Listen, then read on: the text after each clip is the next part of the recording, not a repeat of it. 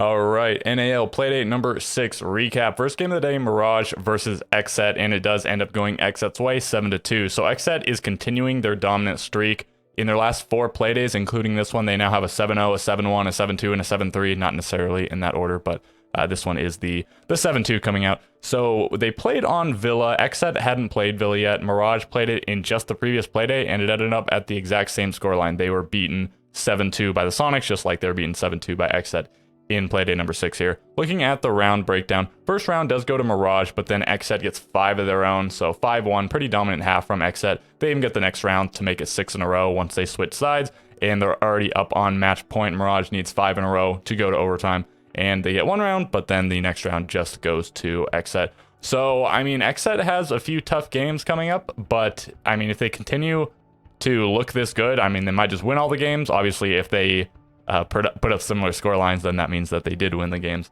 Right, they have a very good chance of going to the major, this upcoming Charlotte major. The community prediction was heavily in favor of XSET. I'm almost surprised it's not like a little bit more, but I think just because XSET is a newer team, there is still some number of the community that is sort of hesitant to vote for them. But I mean, Mirage, I guess maybe this is just diehard Mirage fans or whatever. Okay, and then the player stats, everyone popping off on XSET pretty much. Yaga, just not so much. He's still, I think, their highest rated player at this point, but everyone else heavily in the green, and then everyone pretty heavily in the red. Marmalade continues to be one of the statistically best players for Mirage, even though she is the one on the hard breach and smoke roll, and then Melted second ice here. I guess he's sort of on the secondary support, so a little bit weird. And then Razor and Thomas, the 2 entry players on the bottom, and then Thomas in the middle on the flex, so it's almost upside down from what you'd expect. All right, let's go to the second match for the day. Oxygen versus Parabellum. Oxygen did just take a loss to Space Station in the previous playday, but they very nearly almost took it to overtime, and from there could have won the game. So Oxygen still continues to look really good, only taking a loss to one pretty good team. And Parabellum, they look like they were almost going to win this match. We'll see in the round breakdown, but they had it in the palm of their hands, and they just let it slip away. And I mean, so if maybe Parabellum let it slip away, Oxygen refused to let their opponents take it from them. So they did lose the 1 point, but still an Oxygen victory. They played on Cafe, and so let's look at the round breakdown. All right, Oxygen, Parabellum, Parabellum, Parabellum, Parabellum, Oxygen. Okay, so Parabellum gets 4 in a row, but Oxygen does get that last round on their defending half to sort of tide things up to make it a 4-2. A 5-1 would have been pretty bad, and I suppose looking at the scoreline, it would have ended in a Oxygen loss if that had happened. And then, all right, so we switch sides. Oxygen gets a round, Parabellum, Parabellum. So now they're up on 6-3. They need any one of the next 3 rounds to win without going to overtime, but Oxygen gets 3 in a row. I think that's what they need. That's either what they needed to do versus Space Station, or that's what they did to take it to overtime, and they just didn't manage to get the one. They ended up losing 7-5 in that game. So, right, they do get the 3 in a row here, and then they even get 2 more in a row. So they make it a cool 5 rounds in a row to bring it back from a 3-6 deficit to an 8-6 victory. Very impressive. Oxygen still continues to look like probably the best team. I think maybe they have a little bit of competition because of how good Astralis have looked, but considering they do have a pretty dominant win over Astralis, maybe I'd still give Oxygen that top spot.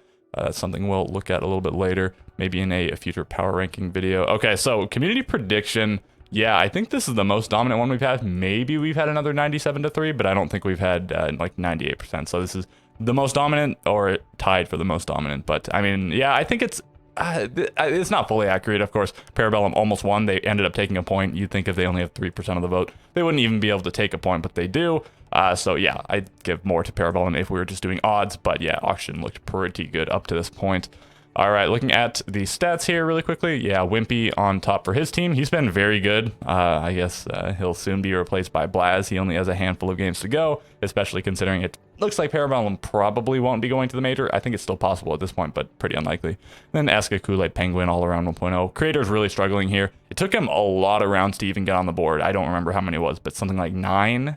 It took him quite a while. And it looked okay at the beginning that he wasn't getting kills. His team was winning in the beginning, so it seemed like even though he wasn't getting those kills, he was contributing something because it didn't seem like he was getting mega carried based on his teammate stats, maybe based on his 0 kills. But okay, so looking at auction stats, Vertical continues to be on top. Another 2.0 KD, flawless entry. Laxing, another really good game from him. And then Dream, Fox A, Newers, all doing okay. This is one of Newers' less impressive performances, but still, he went even on entry. He went even on KD.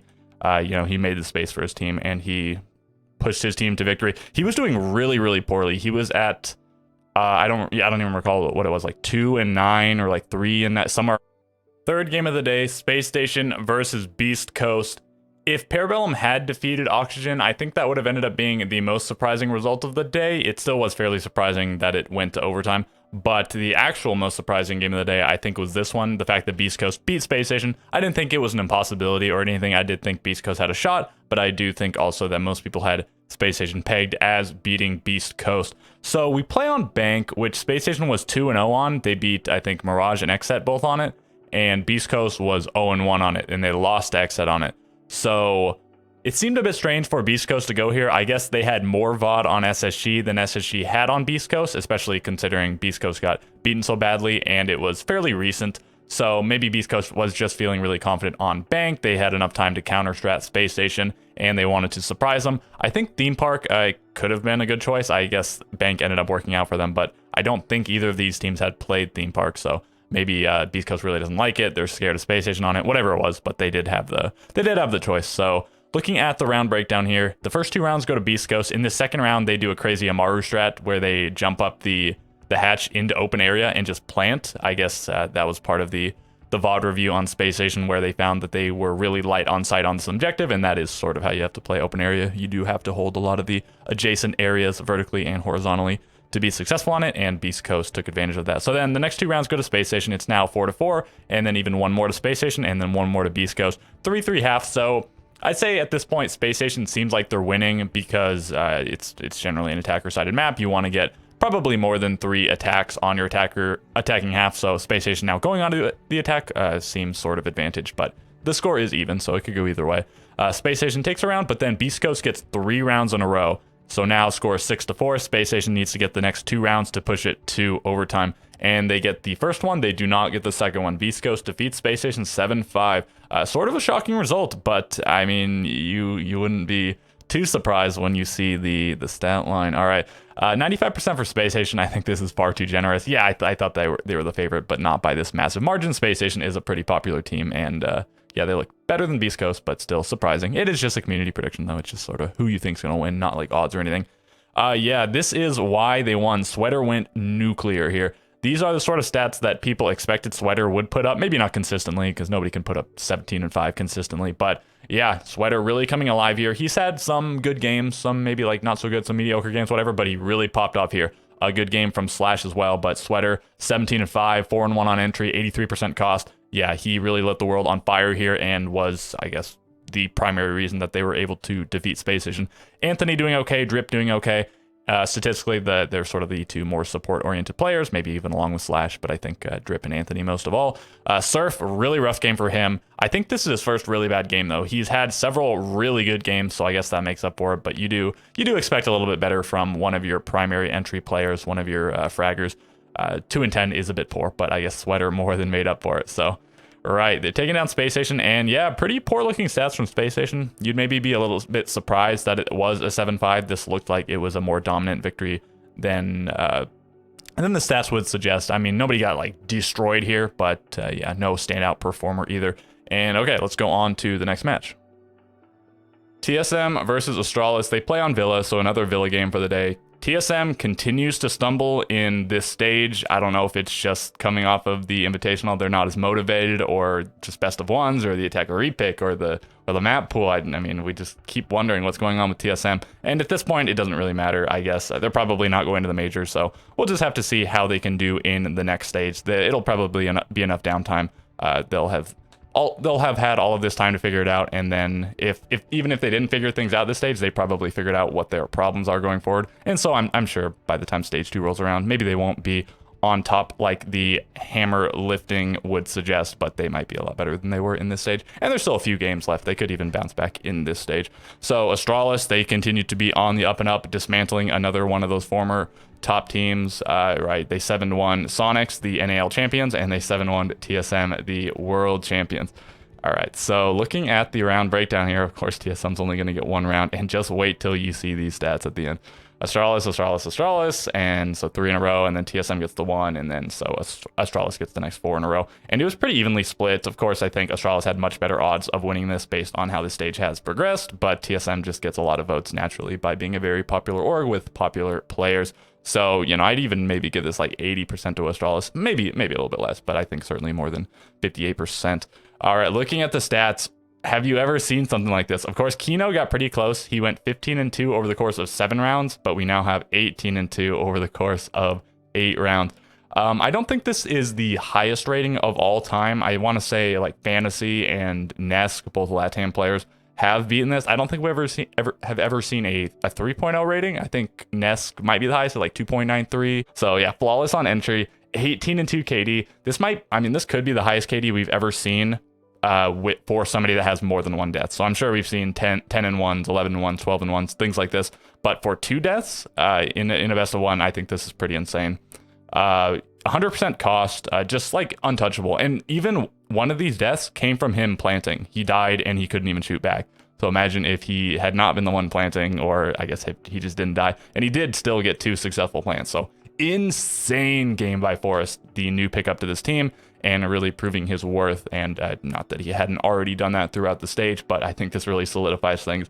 If Astralis goes to the major, which they seem very likely to do, I think they might be one of the big contenders. They just look on fire this stage, and we'll see if they can continue that through the last 3 play days. They don't need to do that well, but they need to get probably a few more points on the board to guarantee them going.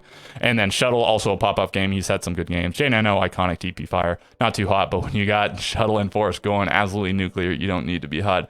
And then everyone getting pretty well dismantled except for Chala over on TSM. Merc the worst. 0.15 rating. That could be the lowest rating we've seen this stage thus far. Not 100% sure, but pretty bad. Yeah, just the 1 kill to 0-2 on entry. 0% survival rate, and I suppose it's shared with 2 of his teammates.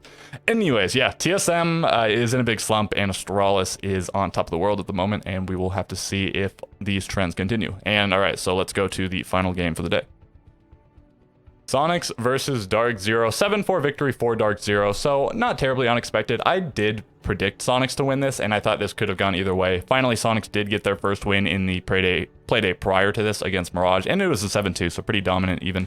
And this game almost looked like it could have gone Sonics' way. It was going kind of back and forth. I want to say Sonics were even ahead a little bit. We'll see in the round breakdown. And then Dark Zero just pulled ahead. At the end, we see some border here. So it's been nice in the NAL that we have seen a decent variety of the new maps. I think, just the 1 skyscraper, but we've seen several theme parks and several borders at this point. So again, pretty nice to see.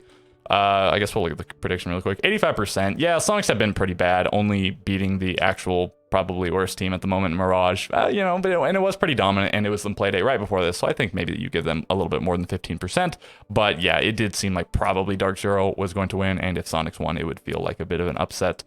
Okay, so Sonics take the first round, and then Dark Zero, Sonics, Dark Zero, Dark Zero, Dark Zero. So up 4-2, and there were some close rounds in here. Of course, this is a clutch, but going up 4-2 on border, it's still tenable. You know, Sonics could do the same thing once they switch sides. It is the favorite side is definitely the offense on border.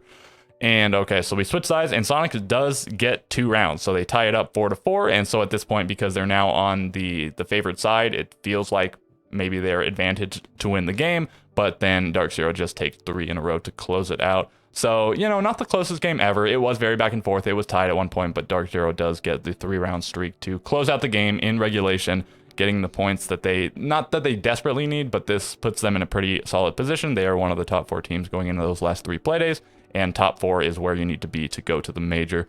And okay, so looking at the stats, Grixer putting up, expected Grixer numbers. Not that he has this stage, but as from the past. 2-1 on entry, 10-8 here. Also 10-8 from Rexon, but 0-2 on entry. And Super Yeti Kansan not doing it too well. Pambazoo, another good game from him. He's been sort of hot. He's been sort of cold. NJR has been pretty consistently good. And then Hyper was not so good. It was kind of quiet at the beginning. Really climbed up the standings in terms of rating. And here he is sort of in the middle. And then Canadian and Eclipse, 2 of their more support-oriented players on the bottom, as you'd expect. And all right, so I guess that does it for the games. We will look at the standings or I guess we'll look at the stats first pretty briefly, and then we'll also take a quick look at those standings. Okay, I'm mostly just going to stick with the leaderboards here today. I'm going to glance at the full stats for just a second, maybe to illustrate a couple things. So Vertical pretty well on top everywhere. He is the second entry on his team, so he doesn't get involved in as many entries as Newers does, so that sort of explains why he's not up here. And actually, I guess just glancing, his entry is still good, +4. He's just off the board here. I guess he's even tied with several of these players, so he might as well be in the top 5 here by way of ties. Yaga has been really good. Just like all of XZ has, but he has pretty significantly the best stats. You can see Diaz Lucas down here, not too far, but 0.11 gap is pretty significant for just 2 players.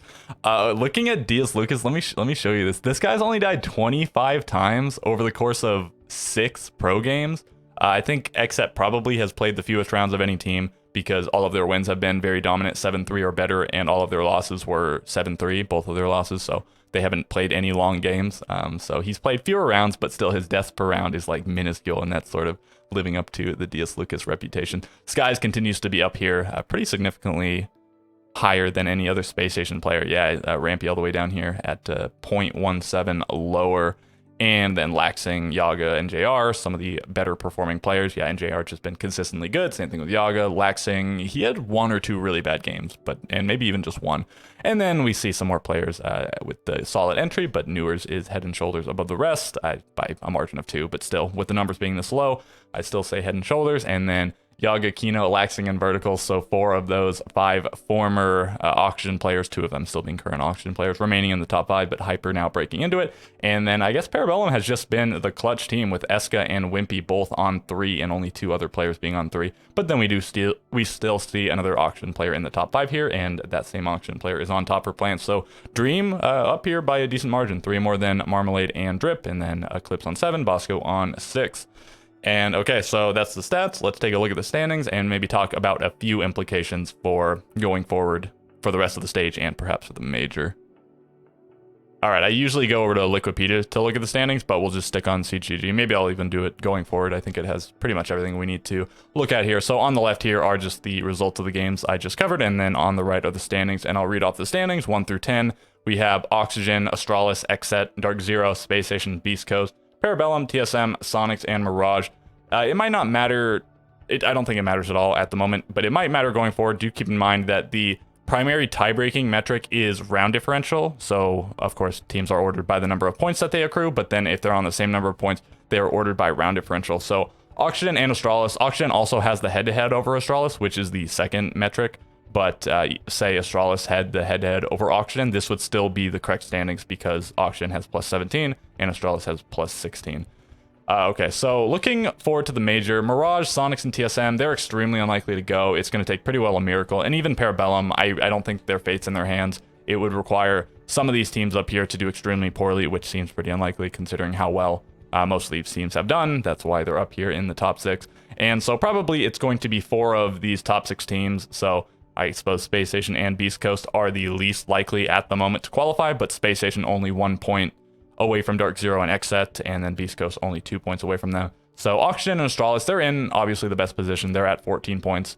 Very likely, I think that both of them will go. Extremely likely that at least one will go, but probably, yeah, it'll be Oxygen and Astralis, along with, I don't know, XZ, Dark Zero, Space Station, Beast Coast, once again, so 2 of these 4 teams.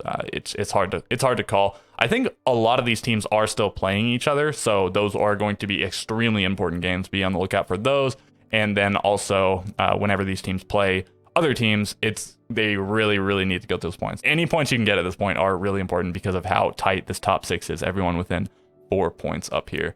And I mean, I guess not too much else to say. There's, I mean, a million things I could say, but I think maybe we'll consider a little bit more things as things get narrower as the stage rather comes more to a close. Maybe going into that very last play day, since there are only going to be a handful of different combinations, we'll look at those possibilities, and maybe things will already be decided, but I feel like it's pretty unlikely that everything will be decided. I'm sure there'll still be a few exciting matches in the last day, because those matches will probably determine who gets those final slots for the major. And all right, so if you have any questions, comments, concerns, leave them below. Leave me a like and a sub, it'd be appreciated. And with all of that being said, I will catch you guys in the next video.